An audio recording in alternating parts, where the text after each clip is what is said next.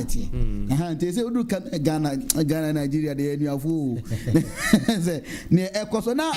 Story number 3. Yes, Stephen 380. I say, your trainer was and he say, yes, I'm on a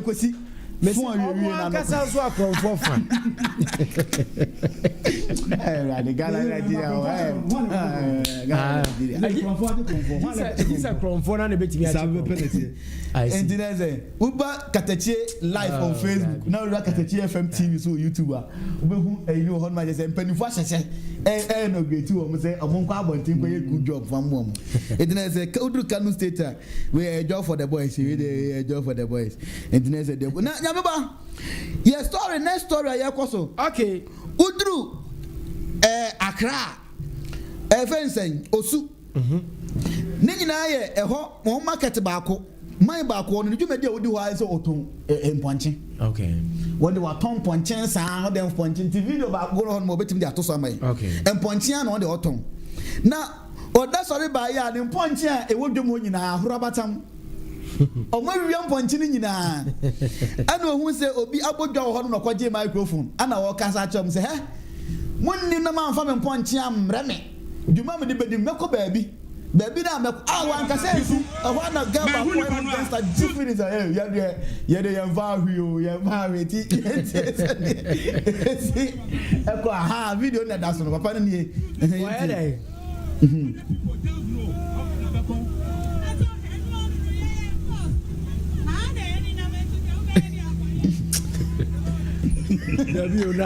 Say all part of what did I could tell you. Hey, I could tell you. I couldn't for some there's no be one time that's watching it. That's what they do one time. So I just remember what I could tell you. But the Quanka said, I know shoot freedom. Yes, what's in the day and I will be a point. Now, one farmer, but going to go. One can say, shoot microphone. Yeah, they are farming. The person could be a faco. Well, no uncle or have a the neck now. Well, who said that we are not any brava? So she didn't feel a fine. Was it in fashion? Be a Franco. It is a told you market and say, Papa also couldn't go name point China. It is a 1 year as a papa gun, the youngster, or patch a one. Now, Yamaba, yea, and then I say, made that dear Funta can be back. Okay. And you will be Coso Ghana Hanuma. Just say a moga, and I say a microphone, and Mukasa was it. Na mfasa mana ofiri mu abosi akoye efundaka ya mogabi ya ko we na mutru na ya microphone senka wo ya ko ba ko no ni aye mogabi anase ye fundaka It is a who you painter. Once the painting if you have a show in some say painting. Yes, painting. We trouble boy and it was a boy and so was a boy food that Canadian. I said the other two men I go betray 18 manka. Is it why team back and be. Nana say go and put excavator ni bi wo ye bi. Oh, excavator that can. That can. Na broni bi ba Ghana hanom. Okay. Oba no when na mo o say ofa ye to okwa okwa e fun de esi ho ena ye de eyi ahye na sum na o DJ ade ye se no ote ase no e DJ okay ana wakeka sa videos ni nyina bom se Ghana de oba ha mempo ho mo de mewu do not die in Ghana, bro. One of the last anu akọ ka che se we ye na na ni no se oba Ghana empo ho asem ewu na akọpe ho asem ko wu ye be do to o man ye nti asem a broni fita na kan die in Ghana, bro. One of the last places that you want to pass away is in Ghana. After the videos that I've seen of these Ghanaian funerals, oh my goodness, I could not imagine that happening to me and my spirit not being mad as fuck. And if you don't know what I'm talking about, the entire tradition, as to how I understand it, is whoever dies, you're holding the funeral for the person that dies, the dead person is completely embalmed, and they prop them up and make them do whatever they were known for doing, like whatever their job was. So if you died and you were a barber, they have this dude propped up, his dead body is propped up, holding the fucking clippers, and he's giving someone a haircut after he died. Is that not a crazy thing to do? That's fucking insane to me. Maybe it's just culture shock because I'm not from Ghana, so I'll never understand that. But man, and I was looking for more clips, and I'm noticing that funerals in Ghana are a very glamorized thing. Like, there's a lot of grandeur and money and spectacle put into these Ghanaian funerals, because why the fuck is this guy spinning in his casket like he's defrosting inside of a microwave when he's dead? I get it, that maybe it's to make light of a very heavy situation. Nobody likes to die. Funerals are very sad. But you have these dudes propped up while they're dead, and you're looking at their dead body, just like standing up. Is that not a little creepy? And that also makes me wonder, what if someone like Medea died? Yes, sir.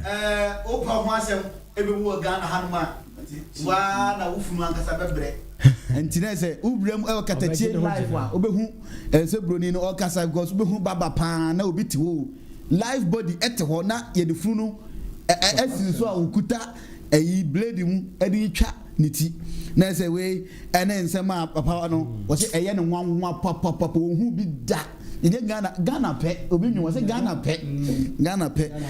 nyameba yey ye rem e won nsem fufuro mu a okay ye ko Adankwaman senior high school e wo Asen Dorman e wo Central Region na nyameba ko duru hono ma enso ye tutoi school de esi ho kama na omodo matua te se amanfo edem no ene omodan ne ho enframa ne de enchanse ne nyina akọ enframa ne de I don't know origin there this is the dining hall. Enframa senior high school no do matua ne e fen say dining hall no mo didi no ani I'm serious. enso da kukuru ne nyina de ne nyina akọ. This is the dining hall. It's the dining hall. Everything is gone. Everything is gone. Dining hall. It's gone, no sir, it's gone. Na kwa hin. Dining hall na wa na dining hall. E tu dining hall. Science and what's in a building, you could the Yamia say, I'm cool. It's gone. Okay. Right. The question now, yes, SHS will be honest. Yan for back on some SHS back. Okay, you say now. Now, Oduro get to South. Teachers are a war school back and a su a fre MPI or a friend Zifa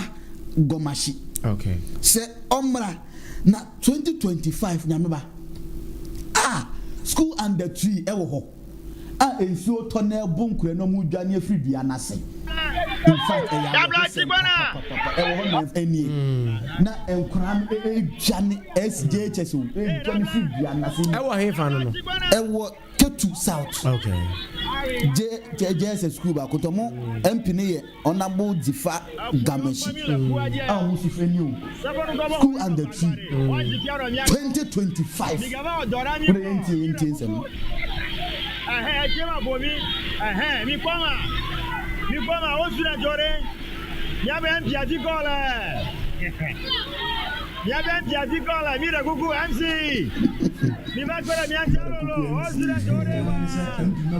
Yeah. Nina ne say mother kuku mother house oka amana mother kuku MC mother kuku MC esra we dey 2025 school under 3D school 2025 big 25 we dey MP we dey animu we dey MP 5 ajudi we dey animu ya fajudi common fund fa ko bo mu tentende ana honorable education minister so what who say video ya now your last story ready to that okay now we go scatter them we go pepper them we go read them what is that video no that we go snatch them we go lick them what is that video the higher never born SHS phone cry ya na nsen mo free school ma be so ma be bo mo ti hu o ma no hu say agoyi wo fe no aba go ti na wa bo na and I think na omo ye video bi and omo ba na mo ka say obi anso ni kunu mu o na ye ba obi anso ni kunu na we go snatch them yes e be ji wo mo e ma me fo bi so ebu fu jai kasa je say omo so the camera so be buy na say hwe we go beat them we go ship you e mom so any breakers on be hwe wo na ye bu akura ba kun so ye bu akura ba akura okay sala sun left right center sit oya godo akoda ma de achi ya be hu na omo say sanse we be to bian ama penifo bebre kasa asofo kasa nkremofo penifo kasa na no kwa ebubo video ni ehua videos ni bi ya na nse misen beba e ma say ama fo na osofo ba ko awo no tese sunsum sorry ono di mudwuma pa ena wono so de na no abeto nsenu ase he maamefo mo se sen mo se mu gbogbo mo mo de munya yentie nsem a me pesa be dodo ho yentie nsem a osafo no e kan ode mane nkwala ode mane maamefo no pantu ko fom no no so woro koso o ma wa de fo okuru no be oro pantu ko fom no no so woro koso o wa ya dem no afa mo yam hyem mo mo kuru nya so ndwe o mo so ma ba ye bo mo dua dem wo ko bo wa dua ya ba wa nya dwuma we SS wo invest for me we oba wa de fo okunu no beda all up and to come from no so we rock so omo ti na party na ti have we ride at them we shock at them we wine at them no have we yam shim mo kunu na so de over media no so Facebook no so da so all up and to come from no so we rock katakyiefm ti na party na ti have we ride at them we shock at them we wine at them no have we yam shim mo kunu na so de omo so ma ba ye bo bo dua dem wo ko bo wa dua ya ba wa nya dwuma we SS wo oyama double the account so the about enya asem ni nyina de to aso onye so se ye pia kosoro no waso okuru ba nchen ya waso oro from na wo kosoro jise ti Ransan we afedi e grand say be be ride on man soki o ma afedi afena mo so ba ko bo mu dia dia bo de nya djuma o se SS for no afedi invest for never SS for him na mo sisi we e ma serious o e tena say some na no pay ye boabo no all right e wo ride at them we sort at them we wire them no afa mo yam hyem mo kunu nya so hwe o mo so ba ba ye bo mo dua dem wo ko bo wa dua ya ba wa nya djuma we SS wo invest for me okay e tena say nyame ba some ye boabo no na no pay we fam so ho so no right e na ye de abetu wanim e won e ye me odi asempa mene champion mogas producer papa and a ken ne brand name no e ken eben aha just ono what afidie na chi a ono che se e papa to party se bibia e ko dia fa mene cha sonkon e de madabi aha me se frempon no ama me yem hi oba abuna me cha na no page de bia en ko Francis mo biem ku ha je obehu mani na bia ye fine e o se to cha sonkon e de ma ndi nyame ba let's say some e boabo no na no page e de ba so e fa me ho e fa won so ho e ma me phone mu mie mu ma papa phone na se mo de ka wa hye mu wi a mu hunu se asema e de mo wi na o mema no mo duane ne mu Bible kan ya want to say wo kwan da hin bo tan so ana anoma kwan da hin and bear ma kwan da o ba energy na ya wo de kika no nyamba ɛno na ɛyɛ na me ɛyɛ na medwen sɛ duru sɛ na sɛ bible na mekɔti o ka reverend wankɔ bɛboa me nti ama yɛde asi okay Katakyie 90.9 FM Amansan de rodwumadie wasugu so a otie no anɔpɛ yi enti right okay yenye ni say na bibia entimi enye bɔkɔ ɛwɔ show no so ɛwɔ hɔ no Katakyie 90.9 FM wasugu so a otie no anɔpɛ yi efrɛ me nyameba Eric Oduro Jr. Anɔpɛ yi yɛyɛ adwuma baako mienu bi na afei yɛahwɛ deɛ ɛno nso so ɛbɛsi akɔ ɛwɔ ahasɛ sima no aduonu ma panɔpa no nkoro ho aka sima edu na dwumadie no na yɛde ne nyinaa so atumi asi anɔpɛ memfa nkyea soronko ɛnkɔ ɛmfa ɛma ɛyɛ Empress 1 ɛna afei nso so Mama G mo nyinaa mo agye berɛ mo tie yɛn anɔpɛ yɛyɛ live ɛwɔ ɛyɛ Facebook no ɛso ɛna ɛsan so yɛ live ɛwɔ YouTube no ɛso yɛyɛ adwumaden na afei yɛde asom yɛma Ghana ama biribi nso atumi akɔ so kamakama paa ɛwɔ ɛhɔnom anɔpɛ yi enti baabi a wotie nka ɛfiri biara no madi kanka na maka so de akyerɛw sɛ yɛpɛ ɔmo ɛyɛ wonim machine a yɛde operate anaasɛ yɛde twa pure water no sɛ wonim yusu di a ɛneɛ number no akwanya no aba 0544 791504 0544 791504 na afei bibia nso atumi akɔ so kamakama paa ɛwɔ ɛhɔ no mu anɔpɛ yi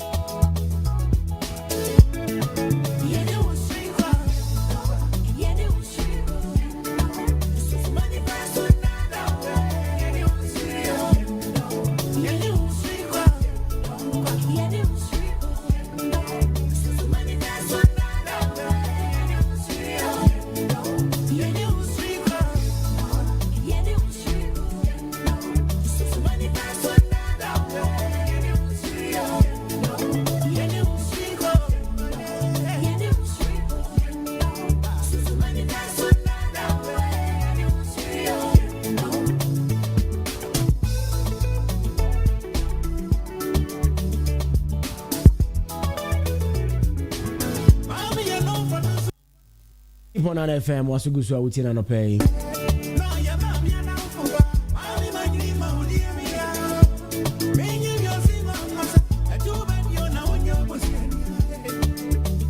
right time with the NCCE yedin komo kakra na afei sima bɛsɛ nwɔtwe ɛwɔ yɛ ne mu yi yɛmfa ni nkɔmmɔ kakra bi na afei yɛnhwɛ deɛ bɛkɔ yɛfrɛ me nyameba Eric Oduro Jr. Katakyie 90.9 FM sini Amansan de rewa so gusu a utia no pay Mrs. Caroline ɛwɔ ha sɛ ɔne Madam Elsie ɛwɔ aha sɛ ya yɛdi nkɔmmɔ na afei yɛhwɛ deɛ ɛkɔ Mrs. Mensa, good morning. Bibi ayeboko. Nyame adom bibi ayeboko. Now sir. All right. Nyame adom yenso ye ho ye pa. Madam Elsie, good morning. Good morning. Bibi aye okay. Nyame adom bibi ayeboko. Okay. Ye de nyame ase. Anope den na ye. And then you call education. Okay. You call schools. Nyame eko educate you more on adolescent sexual reproductive health, gender equality and preventing gender-based violence. Okay. Madam Elsie, I know you are actually never can say. Yeah, can say share a yambebunu and I am bofra or move free and bofra ti bremeram bebunumo or mapom within honsem. Any ayakayaka dear yetia semba and I am bema a quaya a beshe so na yesi no more coin. Okay, right. And I shall see Mrs. Mensa. He never shall say dear Frina we are Madam Elsie. Adolescent, you don't into details because your time area and adolescent. Your cousin from who is an adolescent is somebody is a transition from being from childhood to adulthood, from age 10 to 19 years. Some memunum and some and the challenges they go through and what we can do to prevent it in their health. Okay. And gender-based violence. Okay. So let's move forward. What are some of the challenges? What are some of the challenges? I show why. Your challenges. The camera we know. Challenges are adolescents maybe more facing maybe more facing peer pressure. Okay. Say beyond say within that age, teenage age, you know, we say development. Now youth, paying fear. So at that stage, you know, good advice and good parenting. What happens? And they say when you obey my be it's anya papa to me dad. And have you know early sex. It shouldn't be so. And then what happens is to say be our school crying and a peer pressure, be a group be and so or don't go but because they are all in the same class or no person or can't be maybe or more yena and call you good answers or yen don't send or also because he wants to be part of that group and it's more they be a normal girls in the teenage room a bit more especially and say GSS you can from 13 years but no so yet or don't want to na you or booby and now say they about them headmaster and 13-year-old girl Okotana and Nancy self is or no check or no headmaster and so it's not church and when they have this education for them to know that at this early stage and yes say obey you should have sex it will bring a lot of consequences. Okay. And understand these are one of the things that we are doing. Okay. You can also with early sex as young as you are in prevention protection with teenage pregnancy. Now teenage pregnancy is the woman's son is so be brave and never and I'm saying when pregnancy and cry you be brave AIDS, hepatitis, no syphilis. And so we educate them the best prevention is to abstain from sex. You know, and then what they will do, and then to prevent them not to encounter rape. Okay. And as you go on, you educate yourself. Books, what down for. You pray, and then God guides you. It helps you, and then abstain from sad things. Okay. No one's a way. Be a teacher, we are a boy, and I dream pony. A big one, on an dream. Be so kind of papa, stepfather, ne brother, ne cousin, uncle, or so some of these small things, all right. Some of the things, okay.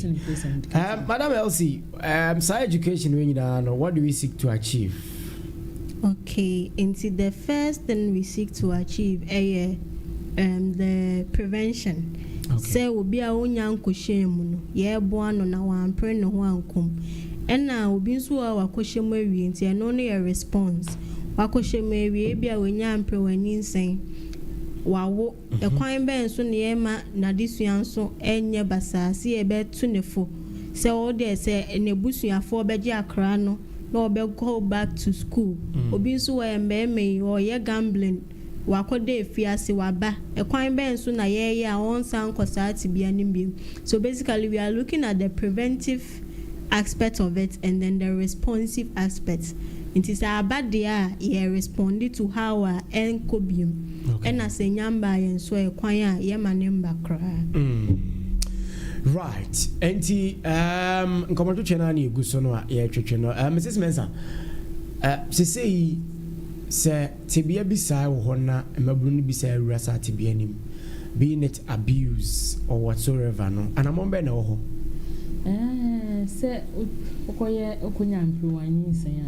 It is not that because of that into life I said it's so seeking parental advice. Must be a hospital and work or antenatal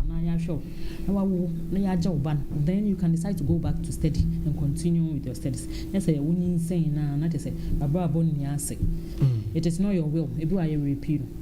Do you understand? And I say back or down with peer pressure. You don't just give up on life. Nessa say be opudi no pakuna why you all my will do na kwakuma at the end of the day be united now after life. Do you understand? So you don't give up. You let your parents know this is the issue. A baby You understand? Okay. So you go to the hospital and then antenatal, and then they take it up from there. And then you can decide to go back to school. I don't stop it. From what? Not furthering your education. Okay. Now, hospital say any health as a biag, and we be as some year. I'm sure say wapum. Uko hospital. And now my parents and this is a opinion no one fear no one. Okay. Enche yɛde nkɔmmɔ bɛba awie na NCC ne no mahyia no by promoting adolescent health and then gender equality. Madam Elsie yɛnhwɛ sɛ obi go through any form of abuse a ɛkwan bɛn na ananammɔn bɛn na ɛsɛ otu. Okay, nti the first step ne say one kasa no emma we ninja abuse no because we ninja ho de anipa kro na bekoso aye nti say we ninja ho a the first step ne so a obetimi aye ne say bo we busua amane say wo bo amane busua bi wa wo bo amane ko no ma fa ho akogiska na ye ho no so ye ntimi ensi ano ama wa to anamon kodosu no mo nso emfa mra kwa obede hu dofsu no ana se obede hu se me ko ahasi ana me ko ha. Okay, no be any nim dofsu ya okay. You any say dey police station uko police station na omo de obekọ sex star omo hwe saa abuses no ho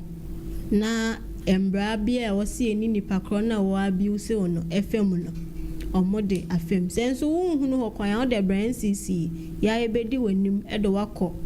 omo a sansem no ehye omo nsa na ya hwe anu esia ekwan ama. Right, Mrs. Spencer, say obi pemwa bi ni ade obetimi abam ho utumi ba. Okay, any fa NCC for extra kwan to join na yempo. NCC Nkawe wo atwuma Baberia municipal Nkawe. Okay. And office no is closer to the chief palace. Okay. To do Nkawe penny kwan so. Nkawe penny kwan so. To do how obi say obi a obi hu your office. Okay. All right. Then I'll be chat when I am boy. Member na aba no. Yeah, mumma. Education apart from saying nyame I say education should be your friends. Abstain from early sex. Yare na aba no doors. Enye pregnancy ne nkwa na yehwe. AIDS, hepatitis, gono, syphilis, and the most dangerous aspect of the whole thing is referendum. Hepatitis. It's abstain na obeboa. Dey be make say sex ne there. Aha no woni bi dan. Omo amoye no omo say ed mom but you see omunya abotre. You should take your time. O worry a okunu bakra a obedwane. It's sex ne so there's time for everything. This is the time so omo mebi no omo na omo de besu ande adachi omo metumi ade epi omo abe penyimpa na aboa Ghana man.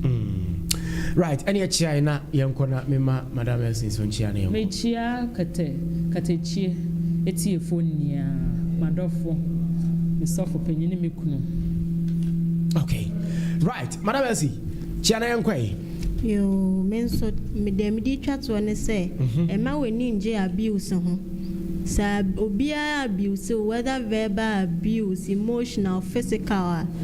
to anamon na report send e be so ano kwan ama. Afa me so me chia NCC phone nyina ene me kunu. Right. Chia director answer. Okay. Okay. Katakyie 90.9 FM and uti na Amansan road jumadi no and yede eba no ewie ye no no